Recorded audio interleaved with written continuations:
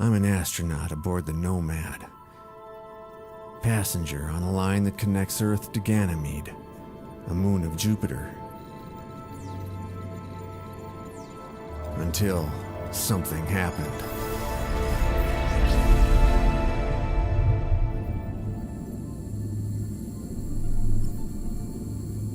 When I awoke from cryonics, I wasn't in orbit around Ganymede.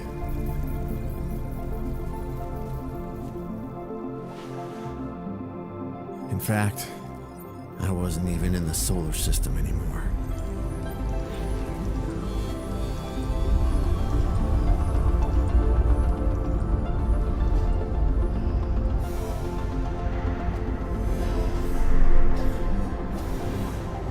I was out there.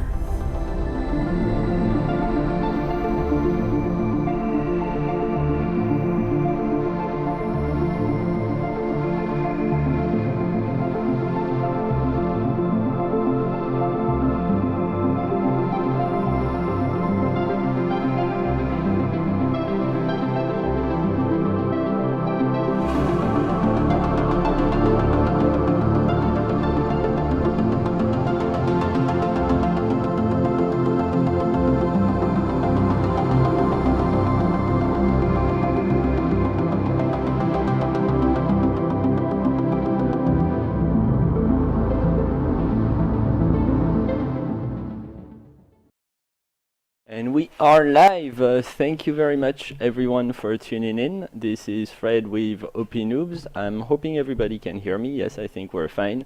I'm right here, very, very happy to be right here with Michael Peiffert, the founder of Mi-Clos Studio, an indie game development studio based in France. Hey, Michael, how you doing? I'm good, and you? I'm good. I'm excited because this is the very first interview that's done by two Frenchmen in English. So usually I'm I'm the only guy butchering the English language, but this time it's going to be two of us in something I'm looking forward to. Yeah, I will butcher the English language, don't worry. Yeah, absolutely. So you guys are based in Paris, I assume, since I think I saw in your address that the studio's in Paris. Actually, I'm living in Lyon, and Okay. my partner is in Paris. Wonderful. It's a team of, from the credits I saw on the website, it's a team of about 6 to 7 guys. Am I correct? Actually, the core team is two people, myself and Fibre Tigre. So I'm doing the graphics, programming, and everything else, and Fibre Tigre is doing game design and writing. After that, we got more people working on the game, like Siddhartha Barnoon, who made the music and the sound design. For the PC port, we worked with a very good developer called Jeff, and also I worked with a guy for the animation you have in the intro cinematic. And yeah, that's about it. Awesome. So I have quite a few questions for you, but as an introduction, you're obviously on the opnoobs.com Twitch channel. You were nice enough to give us quite a few keys to distribute to the channel, so we were moderating the chat. If you want a chance at a key of this wonderful game, this beautiful game, feel free to ask your questions. We might do a Q&A at the end and distribute them to the lucky winners. But for now, we're going to zoom in on this game. I'm going to show you a little bit of some footage, and I'm going to dive straight into my questions. So, Michael, you ready? I'm ready. All right. The very first question is pretty straightforward. Let's look at the genre. Let's focus at the genre that this game captures. On your website, you're defining it as a hard sci-fi exploration game. Is there any reason, first of all, why you guys chose space as an environment, whatever that might be? So yeah, actually, when I started this project, I was alone. I was by myself, and I just finished my previous game, Space Disorder, and I had this idea of a game of you are a simple astronaut and you're lost in space, and you're not a superhero. You're just a regular engineer. And the thing is, I had this game I did before my previous game, but I didn't know how to make it because I'm not a game designer. I'm really new into video games. So I'm really fond of science fiction for a very long time. I've been drawing a lot of sketches about space, about exploration, about loneliness in space. And so, Do you know why that is? Do you know where that comes from? I don't know. I always been a sci-fi enthusiast. My favorite movies are Aliens. Yeah, fantastic movie. Yeah, I've always been attracted by the mystery of space, because we are nothing in the middle of this universe. And my dream would be to travel to Mars or something like that. But Huh. I hope sometime in my life I have the chance to travel outside of Earth. But yeah, I met Fibre Tigre, which is a writer, like I said, and a game designer, and is also a sci-fi enthusiast like me. But he has another view, a very different view than me. He's more into literature. Yeah, he's a guy who was reading It's a very lot. French. Yeah, and he has a big sci-fi culture. He has a very big sci-fi culture in literature. So it was, perfect. Like I had this idea of a game. Yeah, it was something that came together perfectly. It was a perfect merging of skills. Yeah, It's I had some. I have concept arts. It's not this one with a skull. I don't know if you see the first version with Yeah. but it's the same style. But it's an astronaut, and I made this graphics, this concept arts from the idea. I gave him the concept art. I gave him the idea of the game, and a few days later, he came back with a game design document and a synopsis, the global story of the game we will make. So yeah, that's how it started. Okay. So as far as the the genre of the game goes, you understand it, and at least that's what I got from your website. You say it's a blend of roguelike, resource management, and game book mechanics. That sounds unique to say the least, but can you tell us what games out there influenced its making? There are many games that inspired us, but I think one of the example I gave Fibre when we started was Dune, the first game based on Dune, Yeah. which was a very narrative heavy game, but it was basically a strategy game. But the story was very important and was making you going further in the game. It was a very important part of the game. And when I played this game back then, I was really impressed how I was moved by the story. And also, a few months before we started this project, I also played Sorcery, the game book ports. I Did don't you know that play? one. I don't know that one. I don't know that one. Yeah, it's a classic choose adventure book that has been ported on mobiles, on tablets. And I played this game, and I was like, it's because it's just basically reading a story and choosing the next steps. So I was really surprised how I was moved by just reading a story and playing the story.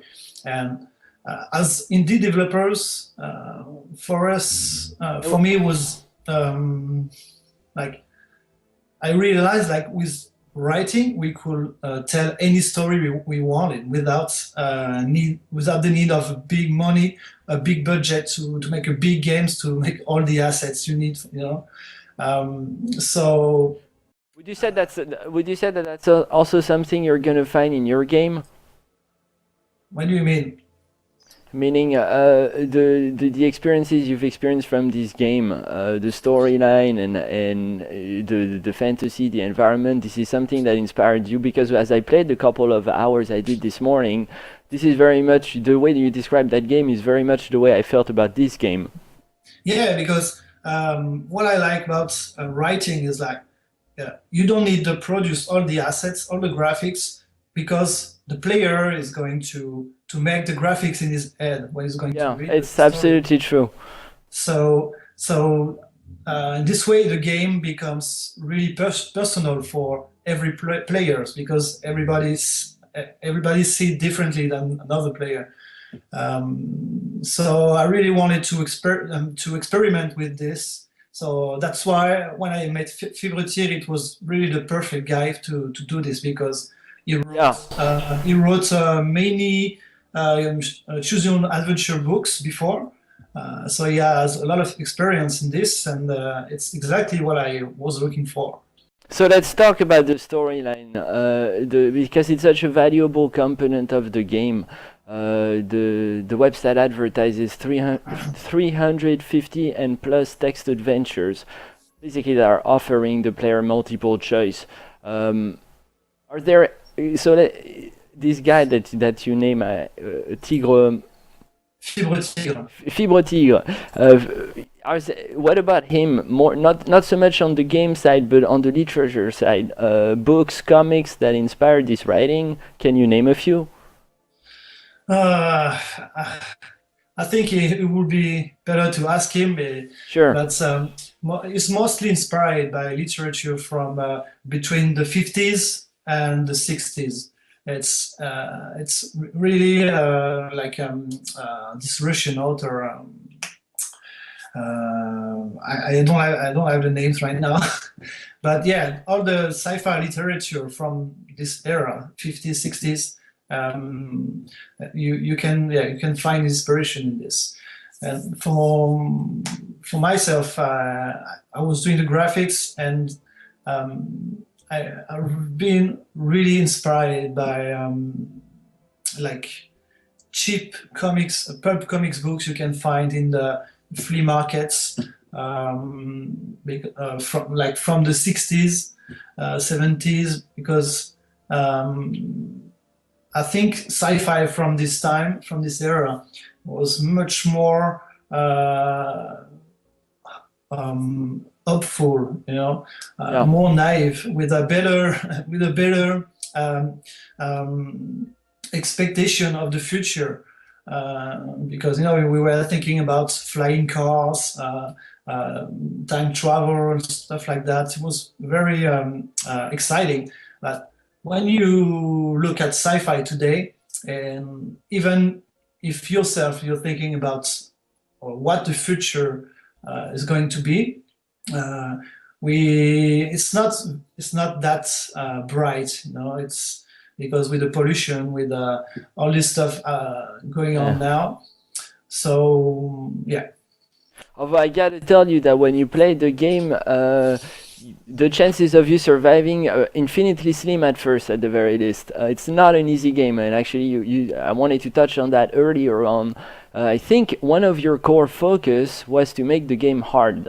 Am I correct? This is not something you walk through in a breeze and just enjoy. It's not light. There's some depth to it.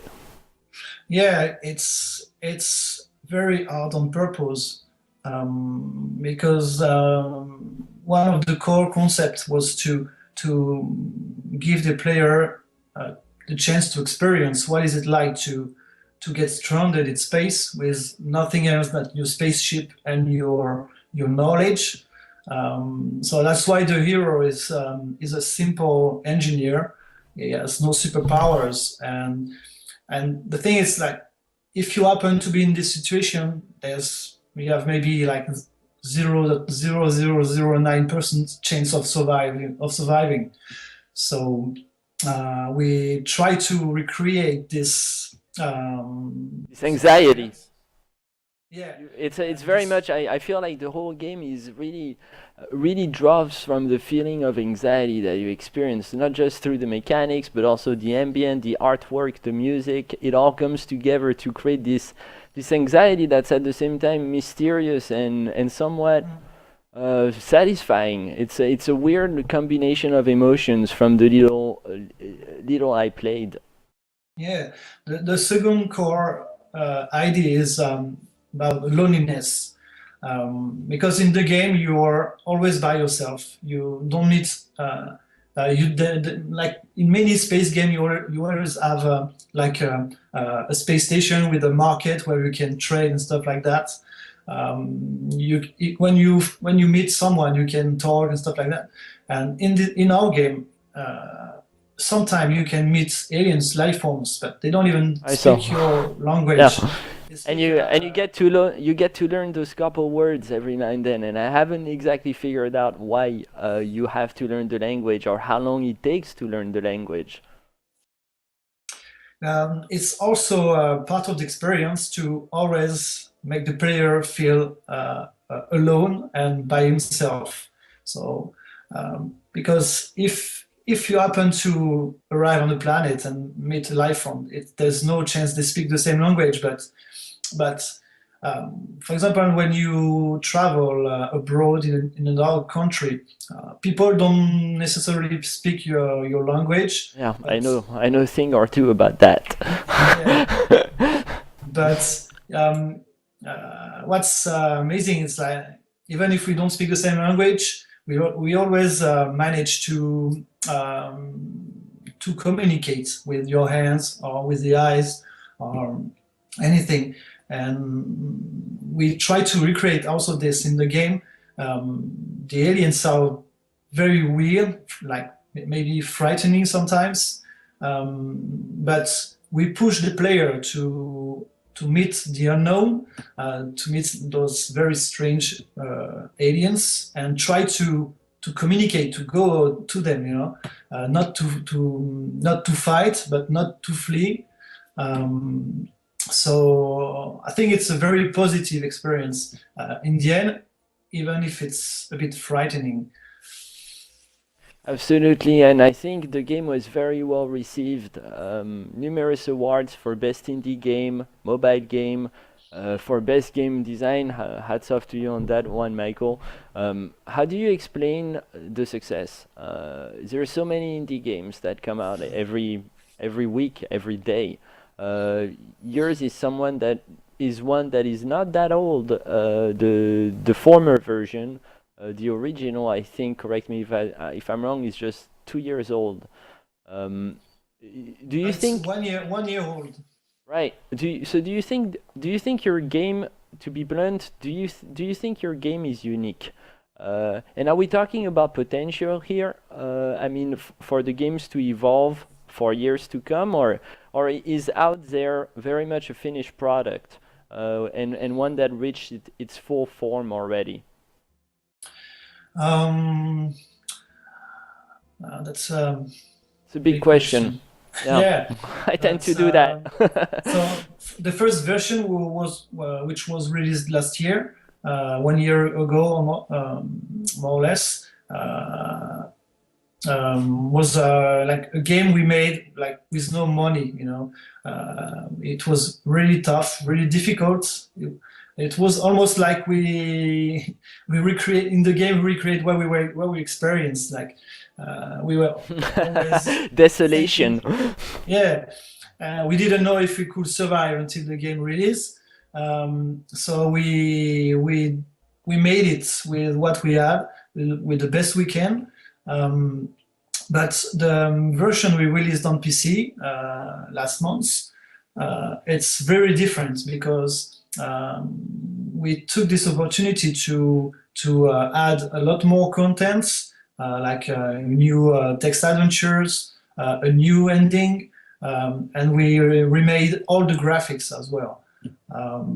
Yeah, it's completely because polished. It looks beautiful. It looks really beautiful. I'm playing it on a 27-inch monitor at 1080p. Um, wow, amazing graphics. How do you go about this is not this is obviously all computer generated. What software are you using, if I can ask? for the graphics or Or the visual the design?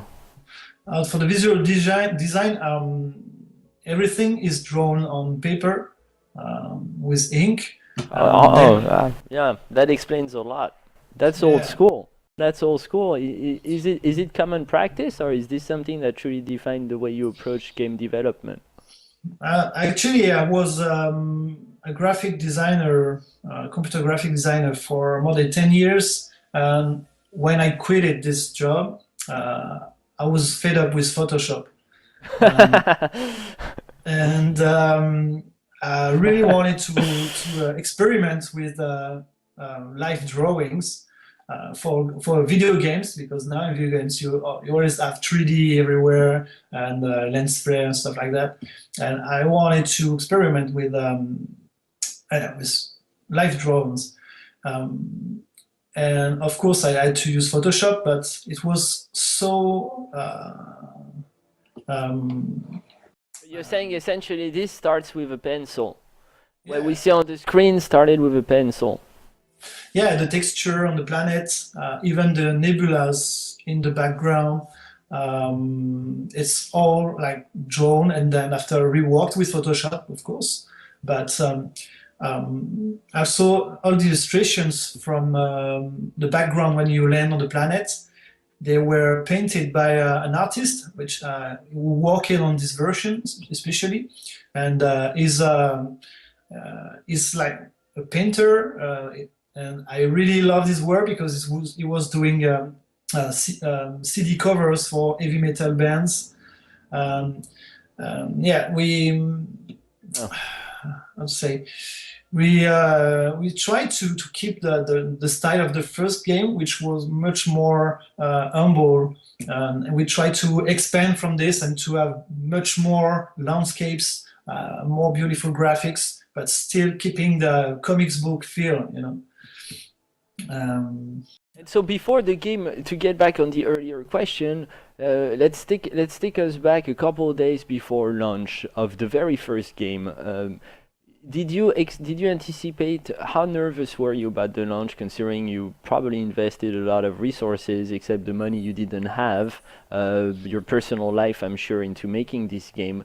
So a couple days before the launch, before you were going to speak to press and get the feedback, how were you guys feeling? Were you feeling like you were delivering something unique, or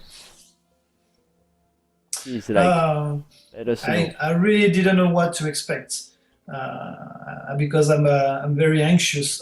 So I always Yeah. expect the worst, and I mean you don't have the choice, I think, in video games, because you never know where the success can come from. But I was very anxious. At the same time, we had the press covered the game all the year during the development, and we had very good feedback. But That's always encouraging. yeah, it was very encouraging, and we knew that we had a very unique game. But having the press is one thing, but we didn't expect to have such a success, because And that's what led. I'm assuming this is what led to staying on focus, staying on project, and developing the Omega edition that's in front of us today. yeah, exactly. It's like a love letter to Yeah. all our fans who bought the game and supported us, and will continue to support us, because the game on mobile is still selling so much every day. It's unbelievable. It's like it became a classic on mobiles. I think it So has the potential to, quite frankly. I really do. I saw the artwork, and that's what pulled me into my inbox and said, I gotta send an email to these guys and hopefully they'll reply. When you threw the game at us, I downloaded it, I played it, and I was completely charmed. I already had and I think I represent what a lot of gamers might go through. You're always on the skeptical end when it comes to indie games, unfortunately, especially when you're looking at studios that haven't made a name for themselves yet.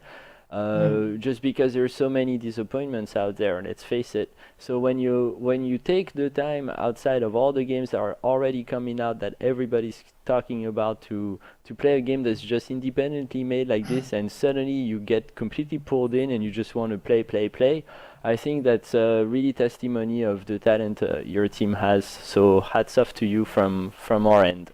Thank you. But are we talking about potential here? Is the focus going to stay on this game? Do you want to see more coming out of this game and the concept just growing, maybe in a similar fashion to, I don't want to say Civilization because I don't want to put them against each other. They're different games, but it also has a lot of room for depth the way Civilization 25 years ago had. Yeah, and we had many ideas to expand the game. Like making a completely different campaign with a different character. We're thinking also a bit about multiplayer, a new adventure, new quests, maybe new game modes.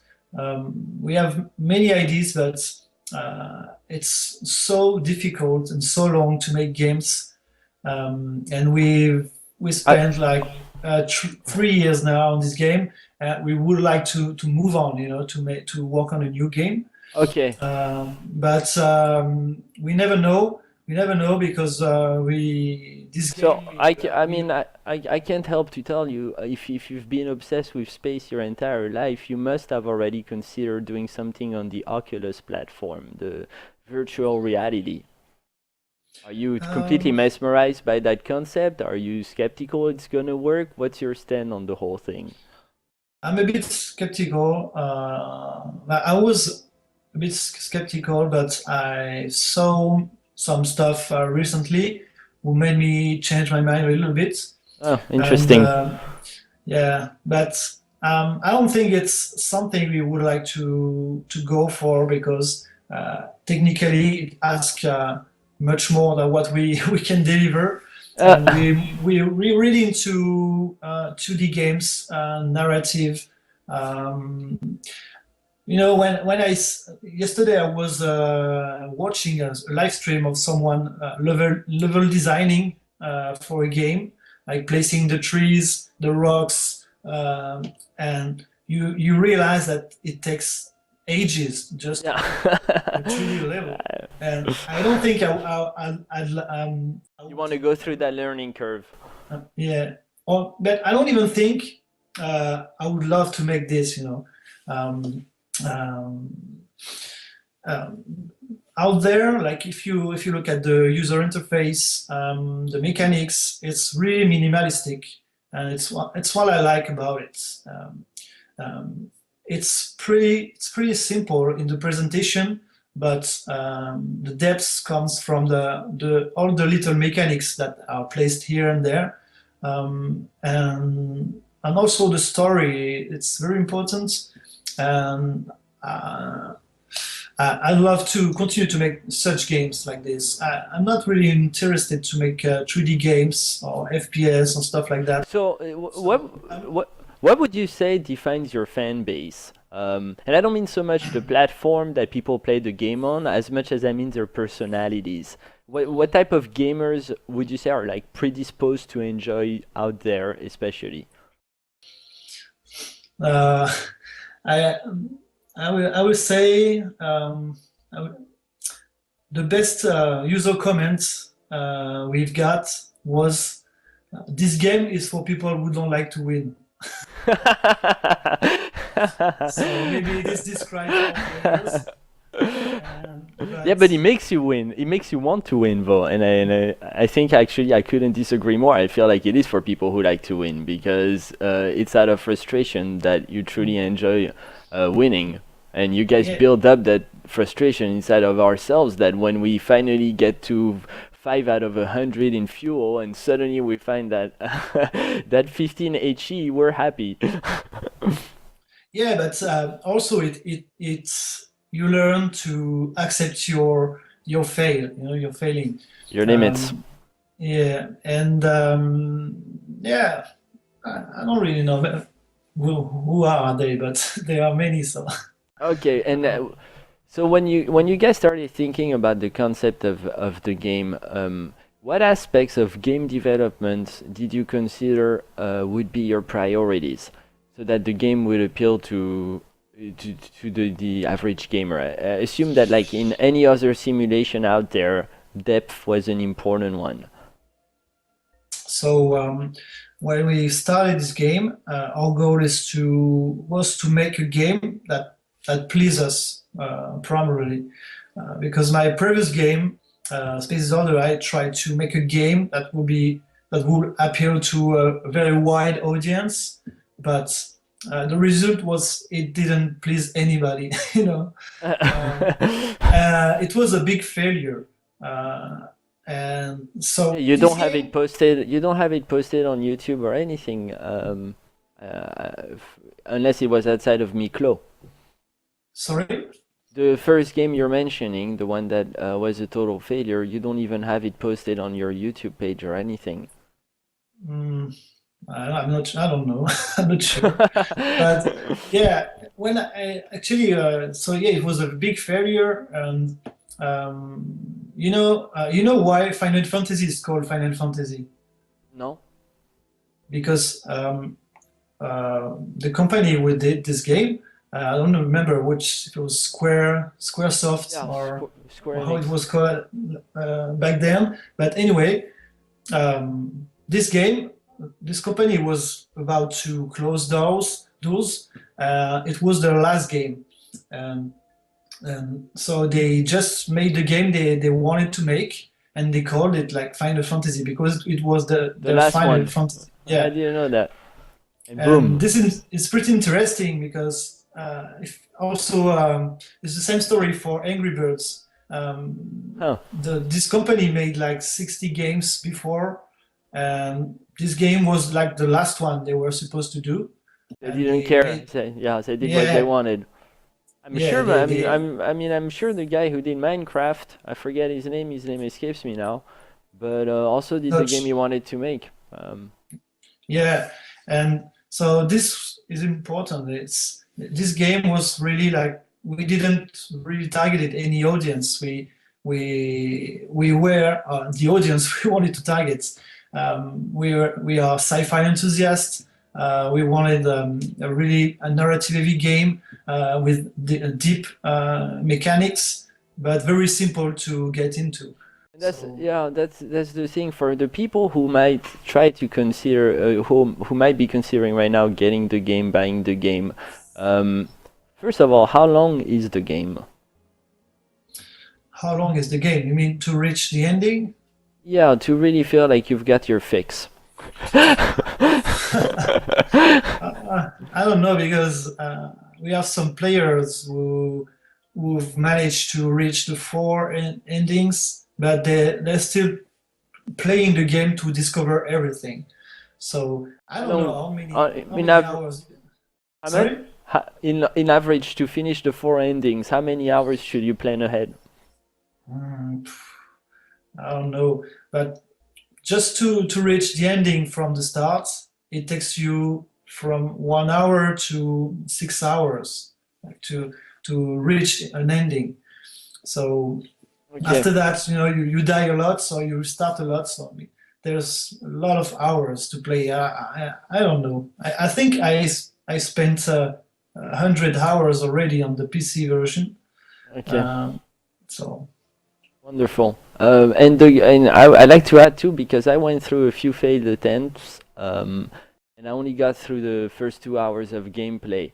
There's definitely a learning curve. This is not an easy game, but it's also very well designed, I have to say. The way you guys designed it, you kept it simple, and even though you're dealing with stuff that at first is a little bit confusing, like the SI, all those chemicals, it's also designed in a way that you're going to quickly understand because the options remain limited and you only have so many places you can go. I'm assuming that was very much important as you guys were starting to think of game design. So yeah, I really like strategy games, resource management games. But what I don't like is when I'm overwhelmed by numbers all around the screen. And I think sometimes they are overcomplicated. They're Yeah. overcomplicating the games to make you think it's a deep game. But for this game, we what I asked to Fibrotic is to have the less numbers possible visible to the player. Um, with a user interface really minimalistic. Um, so yeah, we managed to keep the mechanics very simple for the player. So it's because it was first mobile game, so we need the players to get into the game very easily. We don't want to overwhelm with a lot of informations. So this was like how to say dans le cahier des charges en français. How do you say it in French? C'était dans le cahier des charges. Dans le cahier des charges. That's a tough one. And I don't think I can do that one in English. Well, it was mandatory to have a game very easy to get into. Because on mobiles you're playing like short sessions, and that's why the game it looks a bit complicated because of the elements, but I mean actually it's not that complicated. Okay, let's move in onto the studio a little bit more than the game. I'm gonna play the footage that you have on your website and on the Steam account as well. I have a couple questions. Some you've already touched on, so we're not gonna linger over it too long. The story of Mi-Clos making, you've already explained a little bit how that came together, especially with Fibre Tigre. But can you tell us a little bit about the challenges, also the successes that you faced, you as an individual working in a team and bringing the team together around the project? Because I'm assuming you've pretty much also been the guy making sure people get together and work together, which is never an easy thing. And then also some of the stuff that the team really struggled on working in developing the projects. Yeah, so as I can say, I've been working for 10 years as graphic designer. I was a creative director in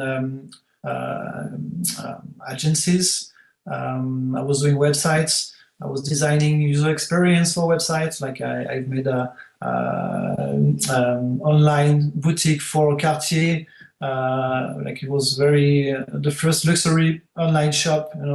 I made really interesting things in my career, but not in video games. But I always wanted to work for video games. That's why I really love to work in web design, because you're designing user interface and you're designing user experience. So I had the chance to work on very big projects, to lead teams of graphic designers and programmers to make those websites.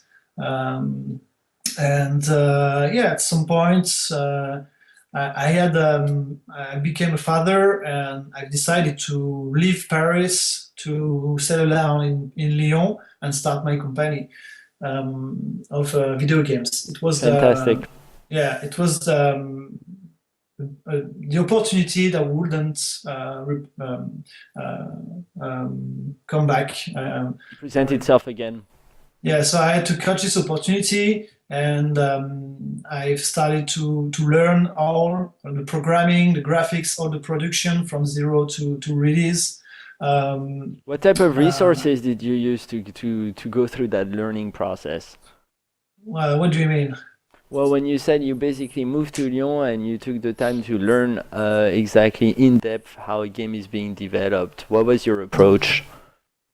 Um, I started to make a platformer, like any indie game developer. You start by making a platformer because I mean you don't really know what to do, what else to do, and but it's really interesting genre because it looks very simple, but it's pretty complicated to make a game polished with good controls and interesting gameplay. And also, it makes you learn all the basics of game development, Yeah. how to work with graphics, music, programming, level design, and stuff like that. And so it took me 2 years, about Ah, 2 years to make the first game. So Space Disorder. And so I had the chance to meet the press, to work with another graphic designer, with the sound designer. But I was leading the project, and I was almost leading all by myself. It was really exhausting. When the game released, I think I had a depression for three months. really? It was like I had a baby. It was a nightmare, especially because it wasn't successful.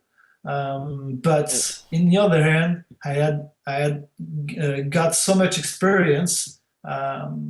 You were ready for the next one. Yeah, I've learned so much, and also I discovered that I really love making games, so I didn't want to quit, and that's why I've just right after this game, I started the new game, and I was very lucky to meet the good person to do it, Fibretti, and so yeah.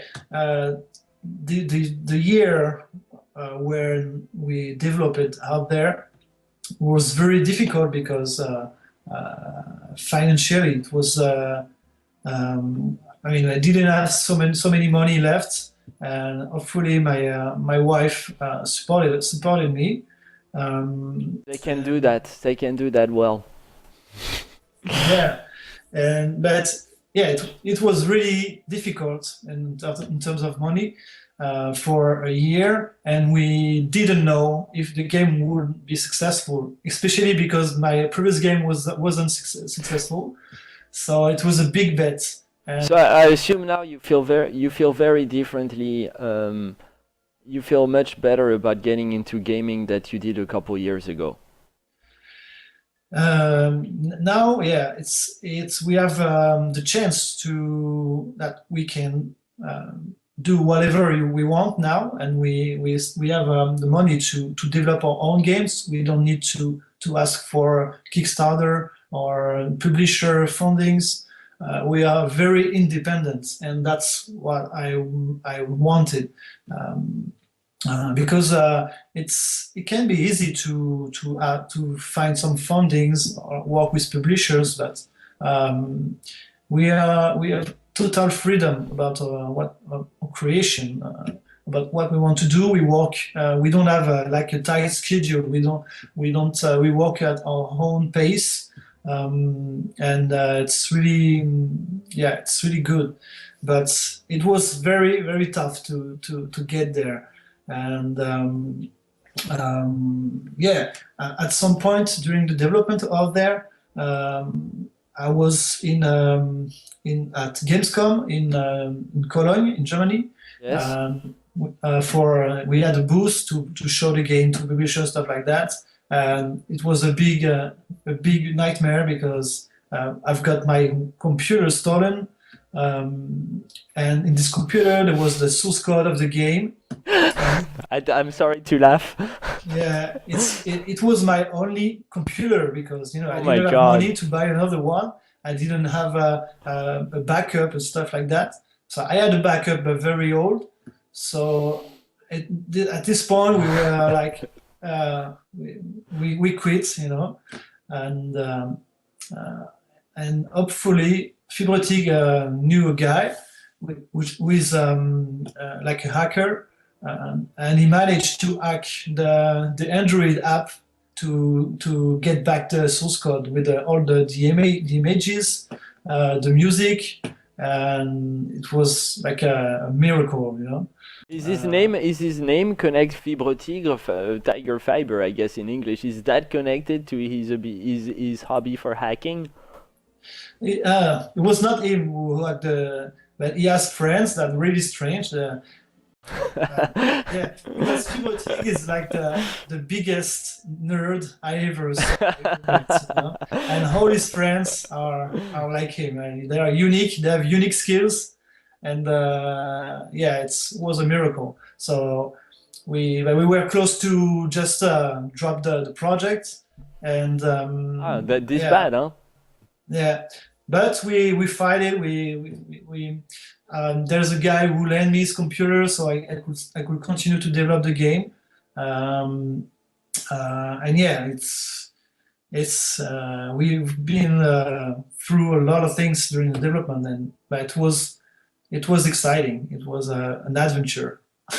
Thanks, Michael. Before we close the call, I don't want to leave without talking about three other individuals on your team that you have listed. The first one is Jeff DeVillar, which that's an interesting one to us listeners because he's not just the programmer, as I seem to understand. He's also, from what you know on the game itself, a shader. So I'm not a developer. Can you tell me about the skill of shading in the making of the game, and is it such a defining feature of these game specific visuals that you had to highlight it in the credits? Shading is like it's a programming skill, but for graphics. For example, there's a lot of effects in the game that we couldn't achieve without shaders. And yeah, that's what I did, like programming some effects to achieve the visual I wanted to get in the game. Okay, and also somebody we have to talk about is Siddhartha Barnhorn. I Yeah. hope I didn't butcher that name, Siddhartha. Because Siddhartha is the composer. He made the music, as we saw in the little video we played, which is beautiful. It's poetic, it's mysterious, it pulls you in the game, actually so much that you kind of end up feeling like you're the one falling behind on oxygen. Uh, it's wonderful. Can you tell us some about his background and inspiration? Yeah, so Siddhartha was very important in the project because he contacted us during the development of the first version on mobile, and he sent like an email with the first music he wanted to make for the game. And he's also a sci-fi enthusiast like us. He loves sci-fi, cosmology, space exploration, and he contacted us and said, "Yeah, I'd love to make the music for your game." So I've checked his website and I found out that he made the music for Antichamber, which is a big indie games who've been released in like 3 years ago or 4 years ago. I don't know. I don't know if did you play this game, I don't. Antichamber? It's a very mysterious game. It's like a puzzle FPS, but very very weird and mesmerizing. And I really love the music in this game. So I was really surprised he contacted us to make the music because at the time we were nobody, and he just saw the first trailer, and he said, "I want to make the music for this game." So we quickly accepted to work with him because his style fits so well with the project. Absolutely. And yeah, and so he's made like 5 tracks for the mobile version, and we've decided to port the game to PC. We asked him to make an extended soundtrack. So the soundtrack on PC is like 25 tracks and something Oh like that. wow. Yeah, and what was crazy with this guy is like I didn't talk to him so much. I just asked him music, and a few months later he sent them. It was like just perfect. There was no, I didn't have any feedback to give him. You It's just basically took the music he wrote and kind of copy pasted it onto the game. It was that in line with your vision. Yeah, yeah, and That's good. that's why it was really really great to work with him. So you obviously plan on working together again. Yeah, yeah, sure. Okay, and Gilles Pointeau, the director of cinematic, which I believe is the trailer we saw earlier on. Am I correct? Yeah, So yeah. He that did, is that is a fantastic trailer. That's what actually drew me to the game. Uh, this guy is extremely talented. Can you tell me a little bit about him? So is one of my best friend. I was in art school with him, and now is working for a cinema. He's doing animation, also like credits for movies, but just not just like the names panning on the screen, Right. but like the how to say the launch sequence of movies, I know and what you're referring to. Yeah, the cinematic. yeah, I forget the technical word. yeah. So he's working in VFX and animation for cinema and cartoons stuff and advertising. And he immediately connected with your team too, and something he wanted to do. I mean, I know him for so long, and he played the game for now 2 years, and it was a very good opportunity to work with him because we didn't really work together before, because he had his own career, and for the PC launch, I wanted to have a very cool launch trailer. Um, so I think about him. He was the perfect guy to do it. Okay. Well, I'm gonna close on this very last but important question. It's what's next? What's the first priority for the studio, if you can share anything at this point? So there have been like a couple articles already because there have been some leak, but it's interesting because our next game will be a spying game. Ah, It's called Sigma Theory.